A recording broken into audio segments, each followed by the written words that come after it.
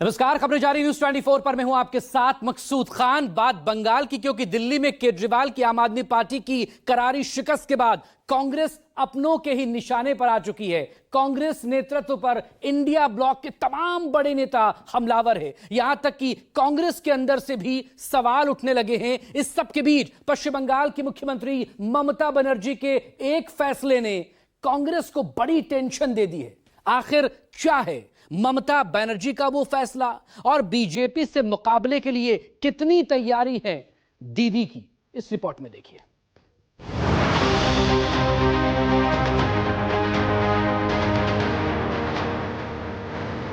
She has proved in the past that TMC is alone strong enough to fight the BJP.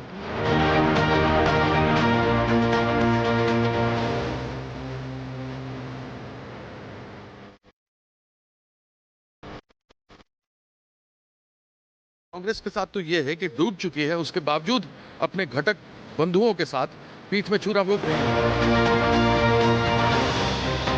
हमको ये तय करना पड़ेगा कि हम गठबंधन के साथ जाएंगे या अकेले जाएंगे। आपकी हार के बाद विपक्ष में क्लेश, अपनों के ही निशाने पर आई कांग्रेस।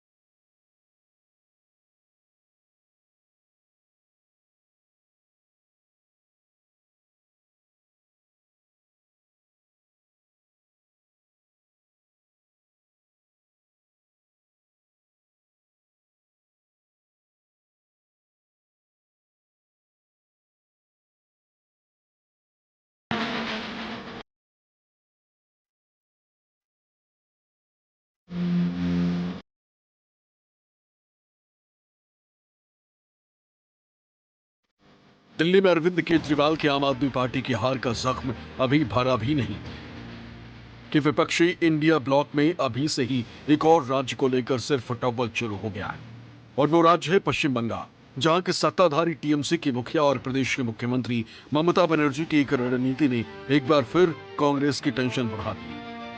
दरअसल पश्चिम बंगाल में अगले साल होने वाले चुनाव के लिए ममता बनर्जी ने अभी से ही कमर कस ली। पार्टी नेताओं के साथ रणनीति से लेकर कार्यकर्ताओं को टास्क देने तक हर तैयारी को ममता बनर्जी अभी से मुकम्मल करने में जुट गई। इसी कड़ी में ममता बनर्जी ने अपने नेताओं से कहा है कि टीएमसी अगला यानी 2026 में होने वाला विधानसभा का चुनाव अकेले लड़ेगी। यानी ममता बनर्जी ने अभी से ही कांग्रेस के साथ किसी भी तरह का कोई गठबंधन करने से साफ परहेज कर लिया है। टीएमसी नेताओं की माने तो कांग्रेस अब पूरी तरह से डूब चुकी है। वैसे भी पश्चिम बंगाल में ममता बनर्जी बीजेपी से लड़ने के लिए अकेले सक्षम है। Mamata Banerjee is the suprema of our party. What she says is the view of the party. And she has proved in the past that TMC is alone strong enough to fight the BJP. Last Lok Sabha we got 29 seats out of 42 without any alliance with any party, and we reduced the BJP from 18 seats to 12 seats. This time also we'll reduce further the number of seats BJP will win. Congress के साथ सबसे बड़ा problem ये है कि वो ये नहीं समझ रही है कि वो रस्सी जल चुकी है और बल नहीं गए हैं, उसका कोई बेस नहीं है। दिल्ली में यदि वह आपके साथ मिलकर चुनाव लड़ लेती तो आज सरकार हो सकती थी, लेकिन उन्होंने 14 सीटों के ऊपर उसका प्रभाव डाल दिया और आम आदमी पार्टी की सरकार हार गई।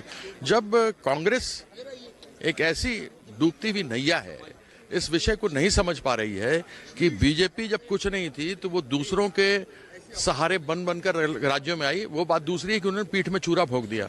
लेकिन यहाँ कांग्रेस के साथ तो ये है कि डूब चुकी है, उसके बावजूद अपने घटक बंधुओं के साथ पीठ में छुरा भोंक रही है, मुंह में राम बगल में छुरी रख रही है।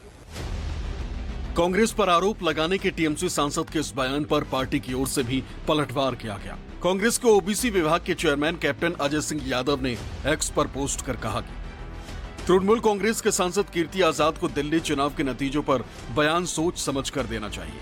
अरविंद केजरीवाल की आम आदमी पार्टी ने बिना सोचे समझे गुजरात, हरियाणा, मध्य प्रदेश, झारखंड, गोवा और नॉर्थ ईस्ट के सभी प्रदेशों में अपने उम्मीदवारों को खड़ा करके कांग्रेस को नुकसान पहुंचाया। उसके बावजूद दिल्ली में कांग्रेस पार्टी से गठबंधन करने के लिए अरविंद केजरीवाल ने मना किया था। दिल्ली में आम आदमी पार्टी के हारने का कारण दिल्ली की प्रदूषित हवा, प्रदूषित यमुना, शराब घोटाला इत्यादि रहे, इसलिए कांग्रेस पर आरोप न लगाएं। इधर इंडिया गठबंधन में आपसी वार पलटवार पर बीजेपी भी तंज कसने का कोई मौका नहीं छोड़ रही। बीजेपी का दावा है कि 2026 में दीदी को भी जनता दिल्ली की तरह ही जवाब देगी। जैसे मेघालय में आए थे, इलेक्शन कमीशन तो ऑल इंडिया लिखने का मना भी कर दिया है।